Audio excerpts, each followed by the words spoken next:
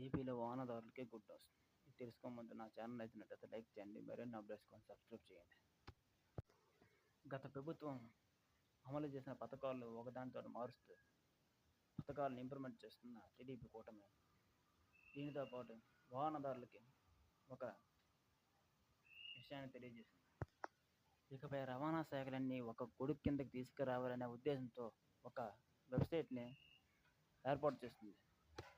ఇకపై వాహన సేవలన్నీ ఈ వెబ్సైట్ ద్వారా జరగాలని నిర్ణయం తీసుకుంది. ఇది ఇప్పుడు తీసుకున్న నిర్ణయం కాదు.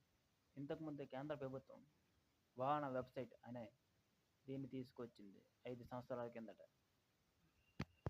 దీనిని కొన్ని రాష్ట్రాలు వినియోగించుకున్నాయి. కొన్ని రాష్ట్రాలు తనకు తగ్గట్టుగా వేరే వెబ్సైట్ల ద్వారా రవాణా శాఖలకు సంబంధించిన వ్యవహారాలు నడిపేవి. ఇలా వేరు వెబ్సైట్లు ఉండడం వల్ల వేరే రాష్ట్రానికి వెళ్ళేటప్పుడు వాహన తనిఖీదారుల దగ్గర చాలా ఇబ్బందులకి గురవుతూ ఉండేవారు. దీన్ని ఉద్దేశించి మొత్తాన్ని ఒకటే వెబ్సైట్ ద్వారా కేంద్ర రాష్ట్రం ఏర్పాటు చేసిన వెబ్సైట్కి ఇంప్లిమెంట్ చేయాలని ఆంధ్రప్రదేశ్ ప్రభుత్వం నిర్ణయం తీసుకుంది. ఇంతకుముందు ఆంధ్రప్రదేశ్కి ప్రగతి అనే పోర్టల్ ఉండేది. ఈ వెబ్సైట్ 2020 నుంచి ప్రారంభమైంది. దీని వాళ్ళ ప్రభుత్వం ఇవి పట్టించుకోకుండా మానేసేది. ఇప్పుడు మళ్ళీ వాటిని పునరుద్ధరించాలనే ఉద్దేశంతో టీడీపీ ప్రభుత్వం ఇక్కడ నుంచి వాహనదారులకి ఏ ఇబ్బంది ఉండదు వేరే రాష్ట్రాలకు వెళ్ళేటప్పుడు.